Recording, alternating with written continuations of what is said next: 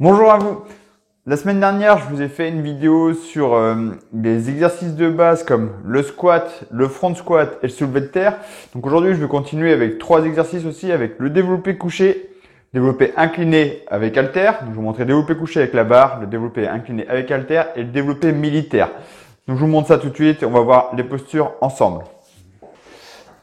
Alors, le développé couché, c'est un mouvement bien plus compliqué qu'il n'y paraît.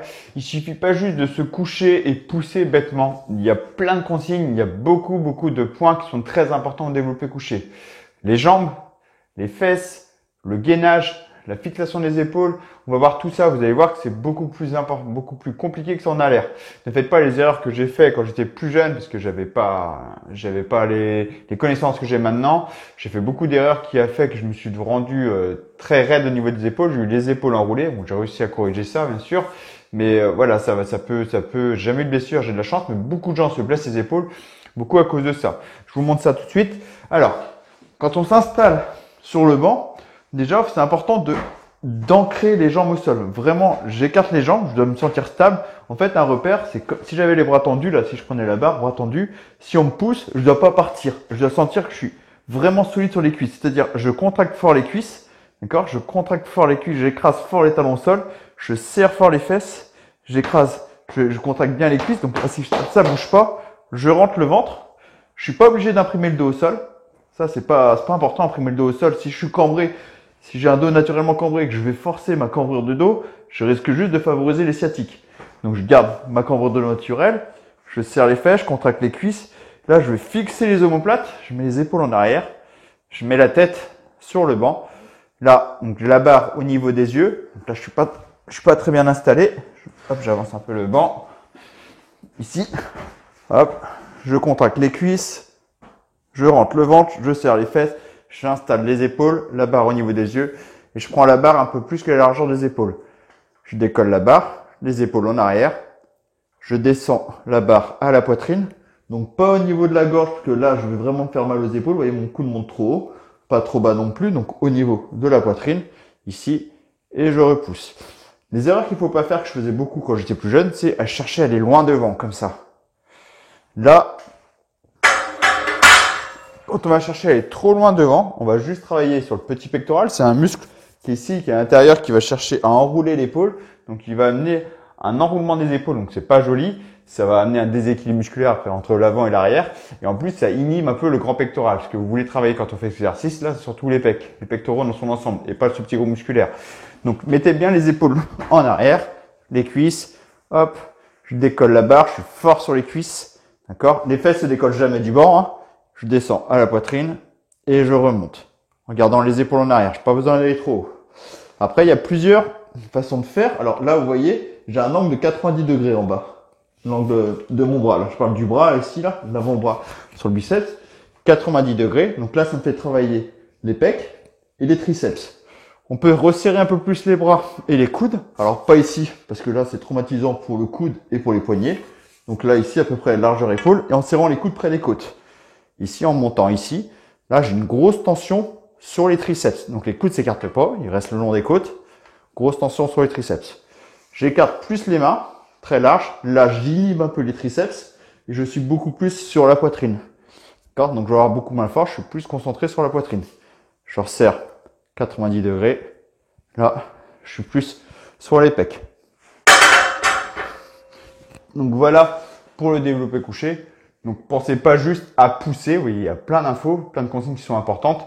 Les cuisses, c'est très important. Au début, c'est compliqué à maîtriser, mais quand on maîtrise, on est vraiment beaucoup plus fort. Regardez, les épaules en arrière, on rentre le ventre. La respiration, j'en ai pas parlé, mais en gros, c'est j'inspire à la descente. C'est pas en gros, c'est comme ça. C'est j'inspire à la descente, j'expire à la montée. Ok? On va le développer incliné maintenant. Alors là, on va voir le développé incliné avec halter. Donc, il y a de nombreux avantages avec halter. C'est que déjà, premièrement, c'est que c'est beaucoup plus adapté à quasiment toutes les morphologies. La barre, on est bloqué. La barre nous guide, on n'est pas libre dans le placement des poignets. D'accord? La barre, le poignet, il est comme ça, on ne peut pas le tourner. D'accord? Selon la morphologie qu'on a, on n'est pas forcément à l'aise. Ça correspond pas à tout le monde, la barre. La barre, ça va être bien quand on veut faire vraiment de la force, parce qu'on peut la prendre en étant bien placé. On n'a pas besoin de décoller les haltères du sol. Donc déjà, ça commence déjà à amener une pré-fatigue. S'installer, c'est un peu compliqué, surtout quand on est tout seul. Donc la barre est intéressante pour la force. Mais c'est vraiment pas adapté à toutes les morphologies. Il y a même beaucoup de personnes qui sont pas du tout faites pour faire de la barre. C'est à vous de voir. Moi, j'aime bien alterner, mais j'ai quand même de meilleures sensations aux haltères. Par contre, pour la force, c'est vrai que c'est plus sécurisant la barre. Plus facile à prendre. Donc là, je vais vous montrer les haltères. Donc ici, je place sur les cuisses. Je vais m'installer. Pareil, je vais mettre des genoux pour porter les poids. Donc, je vais me coucher. Hop, je pousse avec les genoux. Ici. Et là, je m'installe. Donc le banc, là, il est quand même pas mal incliné. Après l'inclinaison du banc, là, c'est vraiment angle maximum. Normalement, on part sur un angle entre 20 et 40 degrés. C'est pas mal. Là, je suis bien. Je peux l'incliner un petit peu plus en dessous. Là, je suis bien. C'est pour travailler le faisceau supérieur des pecs. Hein. Le haut des clavicules, le devant des épaules, la partie haute des pecs. Donc, je mets sur le devant des genoux.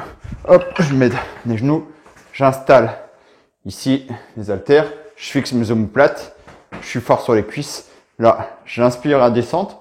Ok, je contrôle la descente. Je me laisse pas entraîner vers le bas parce que là, je vais me déchirer les pecs. Donc, j'inspire la descente. Je bloque à peu près au niveau des pecs. Ici, je souffle à la montée. Voilà, j'inspire et je contrôle ma descente. D'accord? Ici. Ok? Ce qui est important, je vais mettre face à vous. Quand je vais descendre ici, je vais chercher à travailler, à avoir un petit étirement. Et quand je remonte, je fais un espèce de petit arc de cercle. Je cherche à resserrer un peu les bras, mais pas trop. Parce que, hop, ici, quand je m'arrête là, il y a un travail sur les pecs. Ici aussi, là, entre là et là, il n'y a pas grand chose en fait. Là, il se passe rien. Niveau travail sur les pecs, il n'y a pas grand chose. Donc, pour avoir une tension constante, je tends les bras, je resserre un petit peu jusqu'à hauteur des épaules. Pas besoin de les coller en fait. Un petit peu à hauteur des épaules. J'inspire ici, je fais un petit arc de cercle. Je contrôle le mouvement. Je laisse pas l'haltère partir vers le bas ni vers le haut, toujours à la verticale au-dessus de mes épaules. D'accord? Donc ici, j'écarte et je resserre. Et le placement des mains, c'est comme vous le sentez. Que vous mettez comme ça ou comme ça, peu importe. Vous pouvez resserrer un peu plus. Vous pouvez tourner un peu plus les poignets. Faut que vous soyez à l'aise. Ça dépend de votre morphologie encore une fois.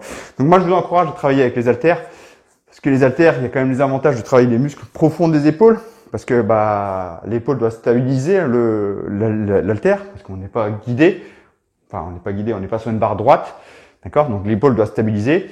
Ça permet d'équilibrer bras droit, bras gauche. Ça fait que de la barre, on peut avoir un gros écart côté bras droit ou bras gauche. C'est valable pour le squat par exemple. C'est pour ça que j'aime bien faire des exercices comme le pistol squat, les fentes, pour pas avoir de déséquilibre entre côté droit et côté gauche. Donc les haltères, c'est très intéressant pour ça et ça permet de mieux cibler les pecs parce qu'on peut tourner les mains un peu plus selon sa sensation, sa morphologie. Là, on va voir le développé militaire maintenant. Alors, le développé militaire, là je vous montre avec la barre. Ici, normalement, le vrai développé militaire, comme au terme développé militaire, ça se fait avec de la barre. Donc ici, je suis assez stable sur les jambes, jambes écartées, une jambe devant, une jambe derrière. Pour le dos, je vous montrer déjà jambes écartées, légèrement fléchies pour pas bloquer son dos. J'amène la barre au niveau du menton, je peux descendre un petit peu plus, mais pas trop bas, parce qu'ici, je suis en train de traumatiser mon articulation, je suis en train d'écraser l'articulation. Vous voyez, les coudes partent légèrement en avant. Les avant-bras partent légèrement en avant, donc je suis pas bien. Ici, je maintiens une tension constante. Donc les mains un peu plus que la largeur des épaules. Ici. Et je vais chercher à pousser la barre au-dessus de moi. D'accord? Je vais vous montrer ici. Hop. Là, je fléchis un peu les jambes pour être solide pour le dos. Je vais chercher à pousser la barre au-dessus de moi. Je finis pas là devant la tête. Je finis au-dessus de la tête. D'accord? Dans l'alignement du corps. Je descends. Le temps au-dessus de la tête, je reviens. D'accord? Je me laisse pas tomber, je laisse pas tomber la barre et je cherche bien à le mettre dans l'alignement du corps. Je gagne bien. Je peux mettre une jambe devant, une jambe derrière. Là. Avec la barre, je vais pas pouvoir vous montrer. Donc là, je pose la barre parce qu'avec la barre, je pourrais pas montrer. Je suis assez bloqué dans mon espacement, dans l'espace que j'ai ici. Alors, en fait, quand j'ai la barre, vous voyez la barre. Cherchez pas à amener la barre devant vous ici, parce que là, avec le poids, ça tire sur le dos en fait. Donc l'idée, c'est chercher à amener dans l'alignement du corps. D'accord? Bien au-dessus de la tête. Et je redescends. D'accord? Et je vous dis de garder les jambes fléchies, c'est pour protéger le dos. Si je tends complètement les jambes, là, je me bloque le dos. D'accord? Mon dos est bloqué, j'essaie de me faire mal. Donc, je fléchis un peu les jambes et je fais attention de ne pas partir n'importe comment avec mon dos. D'accord? C'est pour ça que si vous êtes un peu sensible du dos, vous ne maîtrisez pas bien la posture, jambes écartées, vous pouvez faire une jambe devant, une jambe derrière. D'accord? Le dos, il est un peu plus protégé. Je trouve que c'est un peu plus facile de contrôler son bassin. Et après, on peut faire le même mouvement avec haltère. Là, c'est pareil que tout à l'heure, ça correspond un peu plus aux morphologies. Ici, là, les haltères un peu au niveau des oreilles. Je cherche à monter. Je freine. Ici. Voilà. Ce qu'il ne faut surtout pas faire, c'est mettre la barre derrière la tête. La barre derrière la tête est levée comme ça. Ça, c'est vraiment un exercice. Éliminez ça. Éliminez, comme les tractions, hein, les tractions derrière la tête, éliminez-les. Là, tout ce qui se passe, je sais que dans beaucoup de magazines, dans les trucs de bodybuilding d'il y a plusieurs années, on voyait tous faire ça parce que soi-disant, ça travaillait mieux le dos. Ce que ça travaille le mieux, surtout, c'est comment abîmer l'épaule plus facilement. Ça, c'est vrai. Ah, ça abîme mieux l'épaule, ouais. Parce que là, vous avez l'omoplate, vous avez l'épaule et amener trop loin derrière, vous êtes juste en train de frotter sur l'omoplate. Vous êtes juste en train de frotter votre articulation de l'épaule. D'accord? Vous êtes juste en train d'essayer de l'abîmer plus vite que prévu. Donc, traction devant, c'est aussi efficace que derrière, avec moins de traumatisme sur les épaules. Pareil pour les développés militaires, là devant c'est bien, avec les haltères c'est bien. Derrière, surtout si vous êtes aussi raide que moi, là, vous devez forcer comme ça, c'est vraiment que c'est pas un mouvement adapté à votre morphologie. Donc voilà pour les 3 mouvements. J'en ferai d'autres, hein. Je ferai les vidéos. La prochaine vidéo que je ferai sur des mouvements pour le dos. D'accord? Je ferai pour le dos. Après, si vous avez d'autres idées de mouvements, hein, on m'a demandé, dernière vidéo, des mouvements sur des exercices isolés. C'est vrai que je fais très peu de vidéos sur l'exercice isolé, mais ça vaut le coup de temps en temps. Ça peut valoir le coup de temps en temps d'incorporer des exercices isolés. Il y a quand même des vrais avantages. J'en ferai aussi. Donc voilà, c'est tout pour aujourd'hui. Encore une fois, si vous êtes intéressé pour de la musculation chez vous, pour avoir de vrais résultats chez vous, sachez que j'ai fait une formation qui est offerte pour pouvoir vous entraîner chez vous, à atteindre vos objectifs physiques chez vous. Donc, ce serait avec barre, avec haltère, avec cingle de suspension, avec élastique, peu importe les accessoires que vous avez. Il y a 4 vidéos pour vous expliquer comment atteindre vos objectifs. Donc, le lien, il est dans la description sous la vidéo. Vous avez juste entré votre mail pour accéder à cette formation qui est offerte encore une fois. Voilà, c'est tout pour aujourd'hui. Je vous dis à la prochaine pour une prochaine vidéo. Et sur ce, ciao, à bientôt.